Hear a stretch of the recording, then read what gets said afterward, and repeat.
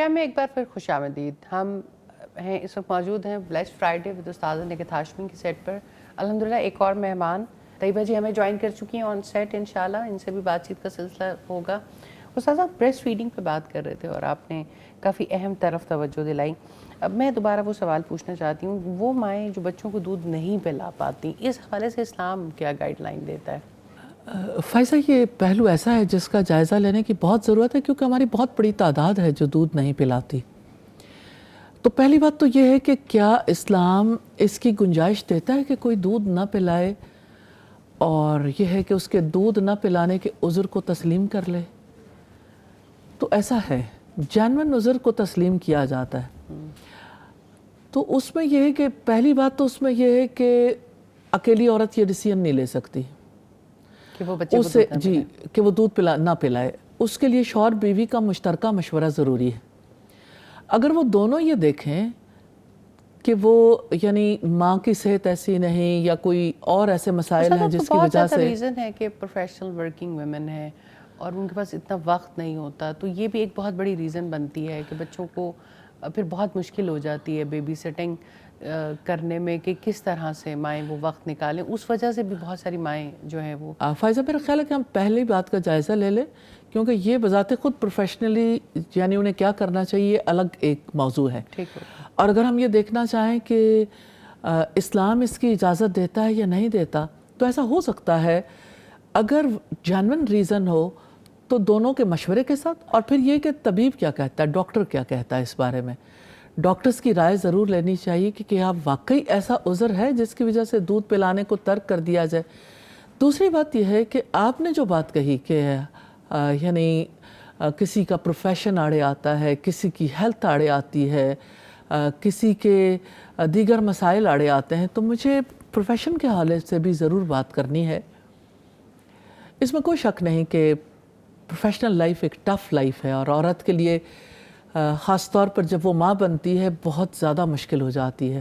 اور اس کی مشکل اپنے بچے کے حوالے سے زیادہ ہوتی ہے کہ بچے کو دودھ پلانے کے لیے جو وقت چاہیے اور دودھ پلانے کے لیے جو ہمت چاہیے, دونوں میں ہی اسے کمی کا سامنا کرنا پڑتا ہے. آج دنیا میں ایسی بہت ساری آلٹرنیٹ صورتیں موجود ہیں, پھر بھی وہ دودھ پلا سکتی ہے. یعنی الیکٹرانک پمپس ایسے مل جاتے ہیں جس کی وجہ سے وہ دودھ کو نکال کے ذخیرہ کر سکتی ہے.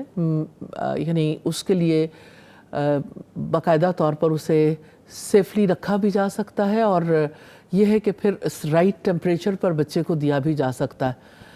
تو اس میں اہل خاندان کی ہیلپ کی ضرورت ہوتی ہے, یعنی فیملی میں پھر اور لوگ ہیلپ کرنے والے ہوں.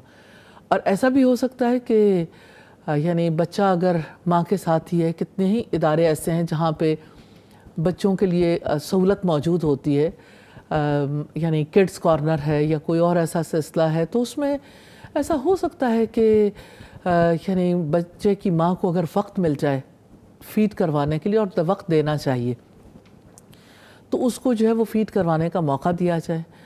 اور اگر ایسا کسی پروفیشنل پلیس میں ممکن نہیں ہے تو پھر گھر میں ایسا ہو سکتا ہے. یعنی یہ کوئی ریزن نہیں ہے کہ کسی پروفیشن کی وجہ سے ماں کو بچے کو دودھ نہیں پلانا چاہیے, کیونکہ موسوعہ الفقیہ میں علماء کی آراء اس بارے میں ہمیں ملتی ہیں کہ یعنی جب بچے کو دودھ پلانا واجب ہے تو واجب کو کسی ریزن سے ہی ترک کیا جائے گا نا. تو اس کے یہ ریزن ساؤنڈ نہیں ہے, یہ ایسی ریزن نہیں ہے جس کی بنا پر ترک کر دیا جائے. اس کے لیے قانون سازی بھی ہونی چاہیے, ماں کو چھٹیاں بھی ملنی چاہیے. ماں کو اگر چھٹیاں نہیں ملتی تو ورک پلیس پہ اس کو موقع بھی دیا جانا چاہیے, اور گھر والوں کو ہیلپ کرنی چاہیے, ہسبینڈ کو, باقی یعنی اس کو جو ہے اس کی پلاننگ ایسے کی جا سکتی ہے کہ بچے کا دودھ چھڑوانا جو ہے وہ اس نوبت تک نہ پہنچ جائے. ویسے تو آپ یہ صحیح کہہ رہی ہیں کہ بہت زیادہ اویئرنیس کریٹ ہوئی ہے اس حوالے سے, اور پچھلے دنوں میں نے کچھ ڈاکیومنٹریز بھی دیکھیں جو پاکستان میں بڑے پیمانے پہ بنائی گئیں کہ بریسٹ فیڈنگ کو اور مدر فیڈ کی امپورٹنس کو ریئلائز کروایا جائے. اور جو ہمارے سببز ایریاز ہیں وہاں پر یہ اویئرنیس بہت کم ہے انفارچونیٹلی. استاذہ, یہ جو سندھ میں پچھلے دنوں ایک ملک بینک بنایا گیا, اس کے بارے میں آپ کی کیا رائے ہے؟ بڑی اہم طرف توجہ دلائی ہے. بہت ہی خوفناک سلسلہ ہے. خوفناک اس لیے، بظاہر تو وہ بڑا اچھا فیل ہوتا ہے کہ بچوں کو جو ہے وہ ہیومن ملک مل جائے گا، لیکن ہیومن ملک کے ساتھ کچھ اور چیزیں بھی اٹیچڈ ہیں، کیونکہ جس ماں کا بچہ دودھ پیتا ہے اس سے اس کا رشتہ قائم ہو جاتا ہے، یہ رضاعت کا رشتہ ہے، اور اس کی وجہ سے یعنی یہ رشتہ بھی خون کے رشتے کی طرح ہوتا ہے، اس کی وجہ سے کتنے ہی رشتے ہیں جو حرام ہو جاتے ہیں، یعنی رضاعی بہن بھائیوں کا آپس میں نکاح نہیں ہو سکتا۔ تو ڈبے میں اگر ایک ماں کا یا کئی ماؤں کا دودھ جو ہے وہ ملنا شروع ہو جائے تو کیا پتا کس ماں کا دودھ ہے اور کس سے جا کے کس کا رشتہ قائم ہو گیا، اور یہ ہے کہ خدا نخواستہ یعنی اس کی وجہ سے یعنی کوئی جان نہیں پائے گا، رشتے جو ہیں وہ مشکوک ہو جاتے ہیں نا، نسب کا رشتہ جیسے اس کی حفاظت کی ضرورت ہے، ایسے رضاعت کے رشتے کی حفاظت کی بھی ضرورت ہے، تو رضاعت کا رشتہ مشکوک ہوتا ہے۔ اس کے بارے میں تو جو سندھ اسمبلی میں انہوں نے وہ دی ہے کہ یہ تو آج ٹریکنگ کے ذریعے بہت آسان ہے کہ کس کا دودھ کس کو پلایا جا رہا ہے، اور ایسے سافٹ ویئرز ہیں اور ایسی چیزیں ہیں جس میں ہم یہ ڈیٹا ریکارڈ کر سکتے ہیں۔ اگر ان ساری چیزوں کا خیال کر لیا جائے تو کیا پھر ملک بینک کوئی رول پلے کر سکے گا؟ بات یہ ہے کہ ایسا عملاً ممکن ہے کہ کوئی ٹریک کر سکے، یا باقی آپ دیکھیں کہ جہاں جہاں دودھ پہنچتا ہے ٹریکنگ کہاں تک ہوگی؟ یعنی کون ہے جو دودھ کا ڈبہ خریدتے ہوئے اس کی ساری ریکوائرمنٹس کو بھی پورا کرے گا؟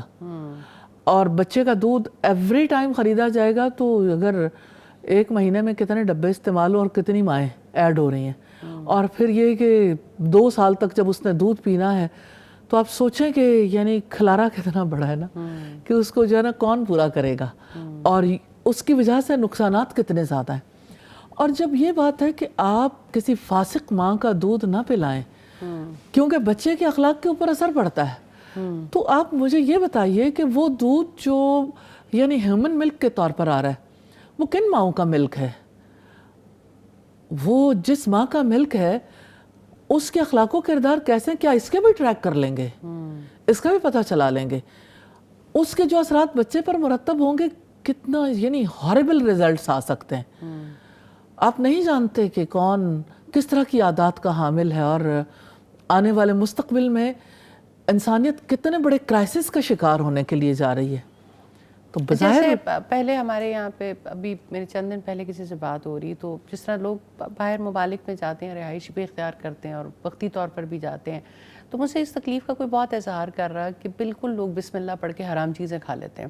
وہ کہتے ہیں چکن حلال نہیں ہے یا آپ کو فوڈ حلال نہیں مل رہا، تو وہ کہتے ہیں بسم اللہ پڑھ لی، اب کیا کریں، ہمارے ارد گرد تو کوئی ایسی چیز نہیں ہے، اور ہمارے یہاں سے جانے والے بھی اس کی احتیاط، یعنی اتنی اسکیرسٹی ہو چکی ہو جاتی ہے حلال چیزوں کی کہ پھر انسان مجبوراً، اور پھر اگلی نسلوں میں تو یہ بات غائب ہو جاتی ہے۔ 2 باتیں ہیں حلال فائزہ اور حرام۔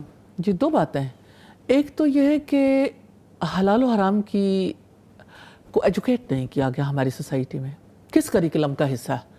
بچہ ابتدائی طور پر جب اسکول جاتا ہے اور پھر کالج میں اور یونیورسٹیز میں، آپ اس کے اوپر ریسرچ کروا کے دیکھیں، آپ اس کے اوپر جو ہے وہ ڈیٹا کلیکٹ کر کے دیکھیں کہ ہمارے لوگوں کے حلال و حرام کا کانسیپٹ کیا ہے، تو حلال و حرام کا تو تصور ہی ختم ہو گیا نا۔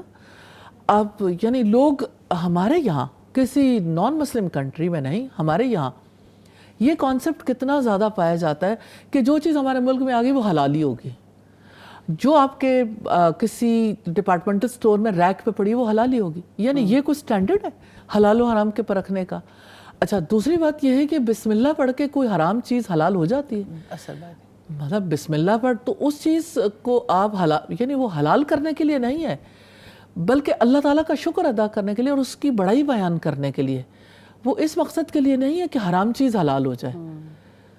حلال چیز حلالی رہتی ہے اور حرام حرامی رہتی ہے، کیونکہ اللہ سبحانہ تعالیٰ نے اس کی گرہ نہیں کھولی، بسم اللہ سے یہ گرہ نہیں کھلتی۔ صحیح۔ تو اگر کوئی چیز کہیں نہیں ملتی تو اس کے لیے آلٹرنیٹ تلاش کرنا چاہیے۔ بھئی کوئی دوسرے ملک میں جاتا ہے تو اسی وجہ سے نا کہ وہاں پہ جا کے شریعت اختیار کر کے ہماری روزی کے وسائل بڑھ جائیں، تو آخر امیگریشن کسی کاز کی وجہ سے ہوئی، اور کچھ چیزوں کو پیش نظر رکھ کے آپ نے اپنا وطن چھوڑا، اپنے لوگوں کو چھوڑا، اپنی یعنی سرزمین مٹی کو چھوڑ کے، اپنی روایات کو چھوڑ کے آپ دوسری جگہ منتقل ہوئے، تو اس میں آپ کو کچھ فیسلٹیز ملی نا۔ تو اگر اب آپ کو کوئی ڈیفیکلٹی نظر آ رہی ہے تو پھر امیگریشن کرا لیں، پھر کوئی یعنی اس کا کوئی اور حل نکالنا چاہیے بجائے اس کے کہ حرام کو آپ حلال کر لیں. حرام کو حلال کرنے کی تو گنجائش نہیں ہے. اور جو وزٹ کے لیے بھی جاتے ہیں ان کو بھی وہ کیونکہ اتنا حلال و حرام کی پہچان وہی والی بات ہے ایجوکیٹ ہی نہیں کیا گیا. ایجوکیٹ نہیں کیا گیا اور اور بہت ایجوکیٹ لینینٹ لیتے ہیں. تو ٹھیک ہے کہ اگر چکن ہی کھانا ہے تو حلال طریقے سے ہے یا حرام طریقے سے، اس سے کیا فرق پڑتا ہے؟ ایک بریک لینے کا کہا جا رہا ہے، کوئی ایک چھوٹی سی بریک کے بعد ہم یہیں سے اس سلسلے کو دوبارہ جاری کریں گے انشاءاللہ.